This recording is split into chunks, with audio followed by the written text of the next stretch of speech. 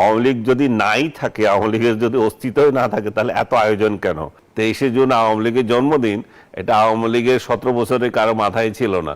সরকারি কার্যক্রম যেভাবে আমরা দেখছি, তাতে তো মনে হয় যেন তারা এর মধ্যে সফল হয়ে গেছে। আওয়ামী লীগের প্রতিষ্ঠা বার্ষিকী 23 জুন, এটা আওয়ামী লীগ ক্ষমতায় থাকতাম কোন দিন যে চলে গেছে কেউ টেরই পায় নাই।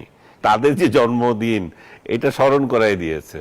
এটা আমার মাথায় ছিল না যে আওয়ামী লীগের 23শে জুন আওয়ামী লীগের জন্মদিন, এটা আওয়ামী লীগের 17 বছরের কারো মাথায় ছিল না।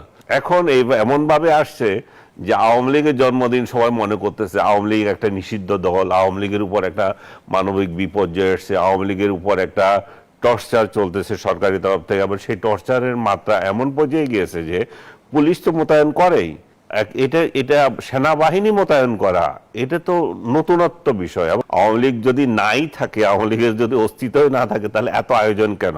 সবচেয়ে যেটা আমাকে আশ্চর্য করেছে, আপনি এটা উল্লেখ করেছেন, সরকারি দল তার প্রতিপক্ষকে দমন করার জন্য রাষ্ট্রীয় মেশিনারিজ নিয়োগ করে, কিন্তু এই প্রথম দেখতেছি আমি যে সরকারি দল একটা গৃহপালিত বিরোধী দল, যেটা ভাই ভাই বিরোধী দল হিসেবে স্বীকৃত এবং একটা একতরফা ইলেকশনের মাধ্যমে এসেছে, তারাও আবার রাস্তায় নামছে কালকে 23 তারিখে ভিন্ন নাম দিয়া এবং ঢাকা শহরে। তার মানে আপনি দেখেন সরকার মানে কত আরামে আছে যে তার কিছু করতে হয় না রাজপথে, তার জন্য লাঠিয়াল বাহিনী হিসাবে জামাতে ইসলাম এবং তার সহযোগী এনসিপি আদার যেগুলো থাকে, জামাতের এ বি সি টিম যেগুলো আছে, যেগুলো বলবেন এ বি সি ডি যা আছে, সবগুলো আবার রাস্তায় নামতেছে।